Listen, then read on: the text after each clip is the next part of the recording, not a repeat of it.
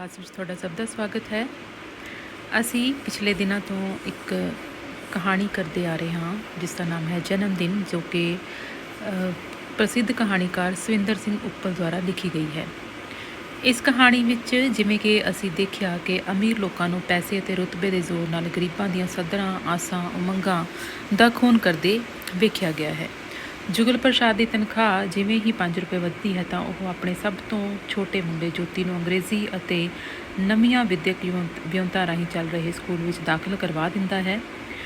ਉਸ ਦੀ ਪਤਨੀ ਦੇਵਕੀ ਘਰ ਦੀ ਆਰਥਿਕ ਹਾਲਤ ਨੂੰ ਵੇਖਦੇ ਹੋਏ ਆਪਣੇ ਪਤੀ ਨੂੰ ਸਮਝਾਉਂਦੀ ਹੈ ਕਿ ਉਹ ਜੋਤੀ ਨੂੰ ਕਿਸੇ ਛੋਟੇ-ਮੋਟੇ ਸਕੂਲ ਵਿੱਚ ਦਾਖਲ ਕਰਵਾ ਦੇਵੇ।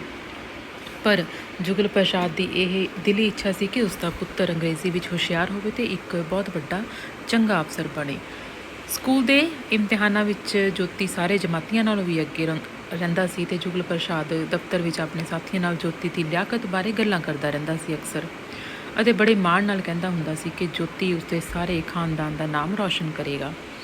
ਉਹ ਆਪਣੇ ਪੁੱਤਰ ਦੀਆਂ ਹਮੇਸ਼ਾ ਸਿਫਤਾਂ ਕਰਦਾ ਨਹੀਂ ਥੱਕਦਾ ਹੁੰਦਾ ਸੀ ਅਤੇ 6 ਕੁ ਮਹੀਨੇ ਬਾਅਦ ਜੋਤੀ ਨੇ ਪ੍ਰਿੰਸੀਪਲ ਦੀ ਇੱਕ ਚਿੱਠੀ ਜੁਗਲ ਪ੍ਰਸਾਦ ਨੂੰ ਲਿਆ ਕੇ ਦਿੱਤੀ ਅਤੇ ਉਸ ਚਿੱਠੀ ਵਿੱਚ ਕੀ ਲਿਖਿਆ ਹੋਇਆ ਸੀ ਕਿ ਉਸਨੇ ਦੇਵਕੀ ਨੂੰ ਦੱਸਿਆ ਕਿ ਪ੍ਰਾਂਤ ਦਾ ਪ੍ਰਸਿੱਧ ਮੰਤਰੀ ਜਵਾਲਾ ਪ੍ਰਸਾਦ ਦਾ ਜਨਮ ਦਿਨ ਇੱਥੋਂ ਦੀ ਨਾਗਰਿਕ ਸਭਾ ਵੱਲੋਂ ਮਨਾਇਆ ਜਾ ਰਿਹਾ ਹੈ। ਮਤਲਬ ਇੱਕ ਮੰਤਰੀ ਦਾ ਜਨਮ ਦਿਨ ਮਨਾਇਆ ਜਾ ਰਿਹਾ ਹੈ। ਸ਼ਹਿਰ ਦੇ 94 ਸਕੂਲਾਂ ਦੇ ਲਾਇਕ ਵਿਦਿਆਰਥੀ ਇਸ ਮੌਕੇ 'ਤੇ ਮੰਤਰੀ ਜੀ ਨੂੰ ਹਾਰ ਪਾ ਕੇ ਸਨਮਾਨਿਤ ਕਰਨਗੇ ਅਤੇ KG ਜਮਾਤ ਵਿੱਚੋਂ ਜੋਤੀ ਨੂੰ ਚੁਣਿਆ ਗਿਆ ਸੀ।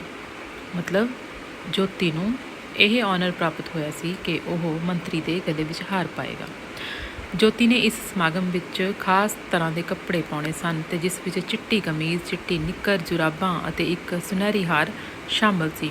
ਇਹ ਸੁਣ ਕੇ ਦੇਵਕੀ ਸੋਚਾਂ ਵਿੱਚ ਪੈ ਜਾਂਦੀ ਹੈ ਕਿ ਇਹਨਾਂ ਚੀਜ਼ਾਂ ਲਈ ਪੈਸੇ ਕਿੱਥੋਂ ਆਉਣਗੇ। ਦੇਵਕੀ ਆਪਣੀ ਧੀ ਗੁੱਡੀ ਦੀ ਬੁਗਨੀ ਮਤਲਬ ਗੋਲਕ ਵਿੱਚੋਂ 7.5 ਅਤੇ ਜੋਤੀ ਦੀ ਬੁਗਨੀ ਵਿੱਚੋਂ 12 ਆਨੇ ਕੱਢ ਲਿਆਉਂਦੀ ਹੈ। ਉਸ ਟਾਈਮ ਬੇਟੇ ਜਿਸ ਟਾਈਮ ਇਹ ਕਹਾਣੀ ਲਿਖੀ ਗਈ ਹੈ ਉਸ ਟਾਈਮ ਇਹਨਾਂ ਆਨਿਆਂ ਦੀ ਬਹੁਤ ਕੀਮਤ ਹੁੰਦੀ ਸੀ। ਅੱਜ ਤੁਹਾਨੂੰ ਸ਼ਾਇਦ ਇਹਨਾਂ ਆਨਿਆਂ ਦਾ ਨਾਂ ਪਤਾ ਹੋਵੇ, ਪਰ ਜਿਸ ਟਾਈਮ ਇਹ ਕਹਾਣੀ ਲਿਖੀ ਗਈ ਹੈ ਮਤਲਬ 60ਵੇਂ ਦੇ ਵਰ੍ਹਿਆਂ ਦੇ ਵਿੱਚ, ਉਸ ਟਾਈਮ ਇਸ ਕਹਾਣੀ ਦੀ ਇਸ ਆਨੇ ਦੀ ਬਹੁਤ ਕੀਮਤ ਹੁੰਦੀ ਸੀ। ਤਾਂ ਅੱਗੇ ਦੇਖਦੇ ਹਾਂ ਕਿ ਜੁਗਲ ਪ੍ਰਸਾਦ ਆਪਣੇ ਦੋਸਤ ਤੋਂ 3 ਰੁਪਏ ਲੈ ਆਉਂਦਾ ਹੈ ਅਤੇ ਬਾਜ਼ਾਰੋਂ ਸਮਾਨ ਵੀ ਲੈ ਆਉਂਦਾ ਹੈ ਅਤੇ ਜੋਤੀ ਲਈ ਨਵੇਂ ਕੱਪੜੇ ਵੀ ਤਿਆਰ ਕਰਾਉਂਦਾ ਹੈ। ਉਸਨੇ ਅਖਬਾਰ ਦੇ ਫੋਟੋਗ੍ਰਾਫਰ ਨਾਲ ਜੋਤੀ ਦੀ ਹਾਰ ਪਾਉਣ ਦੀ ਫੋਟੋ ਲੈਣ ਲਈ ਵੀ ਗੱਲ ਪੱਕੀ ਕਰ ਲਈ ਸੀ। ਜੁਗਲ ਪ੍ਰਸਾਦ ਨੇ ਬੜੀ ਕੋਸ਼ਿਸ਼ ਕੀਤੀ ਕਿ ਉਸ ਨੂੰ ਵੀ ਸੱਦਾ ਪੱਤਰ ਮਿਲ ਜਾਵੇ, ਪਰ ਉਹ ਅਸਫਲ ਰਿਹਾ।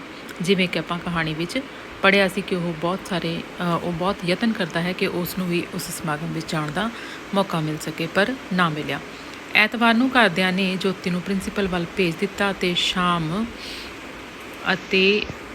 ਸ਼ਾਮ ਨੂੰ ਉਸ 'ਤੇ ਮੁੜ ਆਉਣ ਦੀ ਉਡੀਕ ਕਰਨ ਲੱਗੇ ਕਿ ਉਹ ਆਪਣੇ ਜ਼ੁਬਾਨੀ ਸਮਾਗਮ ਦਾ ਸਾਰਾ ਹਾਲ ਘਰ ਆ ਕੇ ਆਪਣੇ ਪਿਤਾ ਨੂੰ, ਮਾਤਾ ਨੂੰ ਅਤੇ ਆਪਣੇ ਭੈਣ ਭਾਈਆਂ ਨੂੰ ਸੁਣਾਏਗਾ।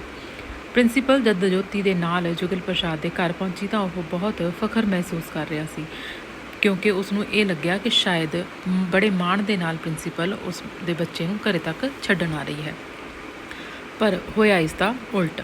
ਪਰ ਪ੍ਰਿੰਸੀਪਲ ਅਫਸੋਸ ਜਤਾਉਂਦਿਆਂ ਕਹਿੰਦੀ ਹੈ ਕਿ ਜੋਤੀ ਨੂੰ ਹਾਰ ਪਹਿਨਾਉਣ ਦਾ ਮੌਕਾ ਨਹੀਂ ਮਿਲਿਆ, ਕਿਉਂਕਿ ਸੇਠ ਲਖਪਤ ਰਾਏ ਨੇ ਜੋਤੀ ਦੀ ਥਾਂ ਆਪਣੇ ਪੁੱਤਰ ਦਾ ਨਾਂ ਸਕੂਲ ਦੇ ਚੇਅਰਮੈਨ ਨੂੰ ਕਹਿ ਕੇ ਬਦਲਵਾ ਲਿਆ ਸੀ। ਇੰਨੀ ਗੱਲ ਕਹਿ ਕੇ ਪ੍ਰਿੰਸੀਪਲ ਚਲੀ ਗਈ। ਮਤਲਬ ਉਸ ਨੂੰ ਇਹ ਸੀ ਕਿ ਅਮੀਰ ਬੰਦੇ ਨੇ ਆਪਣੇ ਬੱਚੇ ਦੀ ਥਾਂ ਉਸ ਗਰੀਬ ਬੱਚੇ ਦੇ ਨਾਮ ਕਰਵਾ ਦਿੱਤੀ। ਜੁਗਲ ਪ੍ਰਸਾਦ ਦੀਆਂ ਅੱਖਾਂ ਵਿੱਚ ਲਹੂ ਉਤਰ ਆਇਆ। ਮਤਲਬ ਉਸਨੂੰ ਬਹੁਤ ਗੁੱਸਾ ਆਇਆ ਅਤੇ ਉਹ ਕਹਿੰਦਾ ਹੈ ਕਿ ਅੱਜ ਉਸ ਮੰਤਰੀ ਦਾ ਜਨਮ ਦਿਨ ਨਹੀਂ, ਮੇਰਾ ਜਨਮ ਦਿਨ ਹੈ। ਮੇਰੀ ਸੁੱਤੀ ਜੁਰਤ ਅਤੇ ਦਲੇਰੀ ਦਾ ਜਨਮ ਦਿਨ ਹੈ। ਮੈਂ ਵੇਖਾਂਗਾ ਕਿਵੇਂ ਕੋਈ ਗਰੀਬਾਂ ਦੀਆਂ ਸੱਧਰਾਂ ਅਤੇ ਉਮੀਦਾਂ ਨੂੰ ਲਤਾੜਨ ਦੀ ਜ਼ਰੂਰਤ ਕਰੇਗਾ। ਮਤਲਬ ਜਦੋਂ ਉਸਨੂੰ, ਕਿਉਂਕਿ ਉਹ ਵਿਚਾਰਾ ਜੁਗਲ ਪ੍ਰਸਾਦ ਤੁਸੀਂ ਦੇਖੋ ਵੀ ਇੱਕ ਬਿਲਕੁਲ ਗਰੀਬ ਪਰਿਵਾਰ ਦਾ ਬੰਦਾ, ਉਹ ਬਹੁਤ ਹੀ ਮੁਸ਼ਕਿਲ ਦੇ ਨਾਲ ਆਪਣੇ ਬੱਚੇ ਨੂੰ ਇੱਕ ਵੱਡੇ ਸਕੂਲ ਦੇ ਵਿੱਚ ਦਾਖਲ ਕਰਾਉਂਦਾ ਹੈ ਜਿੱਥੇ ਵੱਡੇ ਘਰਾਂ ਦੇ ਬੱਚੇ ਪੜ੍ਹਦੇ ਨੇ, ਪਰ ਉਹ ਇੰਨਾ ਔਖਾ ਹੁੰਦਾ ਹੈ। ਅਤੇ ਜਦੋਂ ਉਸਨੂੰ ਇਹ ਸੱਦਾ ਪੱਤਰ ਮਿਲਦਾ ਹੈ ਕਿ ਜੋਤੀ ਨੂੰ ਹਾਰ ਪਹਿਨਾਉਣ ਦਾ ਮੌਕਾ ਮਿਲੇਗਾ ਕਿਸੇ ਮੰਤਰੀ ਨੂੰ, ਤਾਂ ਉਹ ਆਪਣੀ ਸਾਰੀ ਵਾਹ ਲਾ ਕੇ ਇੱਧਰੋਂ ਉੱਧਰੋਂ ਪੈਸੇ ਇਕੱਠੇ ਕਰਦਾ ਹੈ, ਆਪਣੇ ਬੱਚਿਆਂ ਦੀਆਂ ਗੋਲਕਾਂ ਵੀ ਫੋੜਦਾ ਹੈ ਅਤੇ ਉਹਦੇ ਵਿੱਚੋਂ ਉਹ ਪੈਸੇ ਇਕੱਠੇ ਕਰਕੇ ਆਪਣੇ ਬੱਚੇ ਜੋਤੀ ਦੇ ਲਈ ਕੱਪੜੇ ਅਤੇ ਬੂਟ ਜਰਾਬਾਂ ਲੈ ਕੇ ਆਉਂਦਾ। ਪਰ ਤੁਸੀਂ ਦੇਖੋ ਕਿ ਇਹ ਕਿੰਨੇ ਅਫਸੋਸ ਦੀ ਗੱਲ ਹੈ ਕਿ ਅਮੀਰ ਲੋਕ ਆਪਣੀ ਚੌਧਰ ਦੇ ਲਈ ਉਹ ਉਸ ਗਰੀਬ ਬੱਚੇ ਨੂੰ ਪਿੱਛੇ ਕਰ ਦਿੰਦੇ ਆ। ਮਤਲਬ ਉਹਨਾਂ ਨੂੰ ਇਹ ਹੁੰਦਾ ਹੈ ਕਿ ਸਾਡੇ ਹੀ ਬੱਚੇ ਅੱਗੇ ਨੇ ਅਤੇ ਸਾਡੇ ਹੀ ਬੱਚੇ ਅੱਗੇ ਆਉਣਗੇ, ਭਾਵੇਂ ਉਹ ਨਲਾਇਕ ਹੋਣ ਜਾਂ ਕੁਛ ਵੀ ਹੋਣ, ਇਹ ਗੱਲ ਕੋਈ ਮੈਟਰ ਨਹੀਂ ਕਰਦੀ। ਤਾਂ ਇਹ ਚੀਜ਼ਾਂ ਸਾਰੀਆਂ ਸੋਚ ਕੇ ਜੁਗਲ ਪ੍ਰਸਾਦ ਬਹੁਤ ਗੁੱਸੇ ਵਿੱਚ ਹੋ ਜਾਂਦਾ ਹੈ। ਤਾਂ ਉਹ ਸੋਚਦਾ ਹੈ ਕਿ ਮੈਂ ਦੇਖਾਂਗਾ ਕਿ ਹੁਣ ਕੌਣ ਸਾਡੇ ਗਰੀਬਾਂ ਦੀਆਂ ਸੱਧਰਾਂ ਨੂੰ, ਉਮੀਦਾਂ ਨੂੰ, ਉਮੰਗਾਂ ਨੂੰ ਮਾਰਨ ਦੀ ਕੋਸ਼ਿਸ਼ ਕਰਦਾ। ਉਹ ਇਹੋ ਜਿਹੀ ਕਿਸ ਦੇ ਵਿੱਚ ਹਿੰਮਤ ਹੈ, ਮੈਂ ਆਪਣੀ ਦਲੇਰੀ ਦੇ ਨਾਲ ਇਹ ਸਭ ਕੁਝ ਖਤਮ ਕਰਾਂਗਾ। ਤਾਂ ਇਸ ਤਰ੍ਹਾਂ ਅਸੀਂ ਦੇਖਦੇ ਹਾਂ ਕਿ ਅਮੀਰੀ ਗਰੀਬੀ ਦਾ ਜੋ ਪਾੜਾ ਹੈ ਉਹ ਇਸ ਕਹਾਣੀ ਵਿੱਚ ਦਿਖਾਇਆ ਗਿਆ ਹੈ। ਜਨਮ ਦਿਨ ਮਤਲਬ ਉਸ ਬੱਚੇ ਦਾ ਨਹੀਂ, ਜਨਮ ਦਿਨ ਇੱਕ ਮੰਤਰੀ ਦਾ ਹੈ, ਜਿਸ ਦੇ ਕਰਕੇ ਇੱਕ ਗਰੀਬ ਪਰਿਵਾਰ ਆਪਣੇ ਸਾਰੇ ਘਰ ਦੀ ਪੂੰਜੀ ਉਸ ਆਪਣੇ ਬੱਚੇ ਦੇ ਸਮਾਨ ਪੂਰਾ ਕਰਨ ਦੇ ਉੱਤੇ ਲਗਾ ਦਿੰਦਾ ਹੈ। ਪਰ ਉਹਨਾਂ ਦੀਆਂ ਸਧਰਾਂ ਦੇ ਉੱਤੇ ਪਾਣੀ ਫਿਰ ਜਾਂਦਾ ਹੈ ਜਦੋਂ ਉਹਨਾਂ ਨੂੰ ਹਾਰ ਪਾਉਣ ਦਾ ਮੌਕਾ ਨਹੀਂ ਮਿਲਦਾ। ਤਾਂ ਤੁਸੀਂ ਇਹ ਕਹਾਣੀ ਤੋਂ ਇਹ ਸਿੱਖਿਆ ਲੈਣੀ ਕਿ ਸਾਨੂੰ ਅਮੀਰੀ ਗਰੀਬੀ ਦੇ ਫਰਕ ਵਿੱਚ ਨਹੀਂ ਪੈਣਾ ਚਾਹੀਦਾ। ਸਾਨੂੰ ਹਮੇਸ਼ਾ ਇੱਕੋ ਹੀ ਪਰਮਾਤਮਾ ਦੇ ਬਣਾਏ ਹੋਏ ਬੰਦੇ ਹਾਂ ਅਸੀਂ, ਸਾਨੂੰ ਹਮੇਸ਼ਾ ਇਕੁਐਲਿਟੀ ਹੀ ਰੱਖਣੀ ਚਾਹੀਦੀ ਹੈ। ਠੀਕ ਹੈ, ਧੰਨਵਾਦ।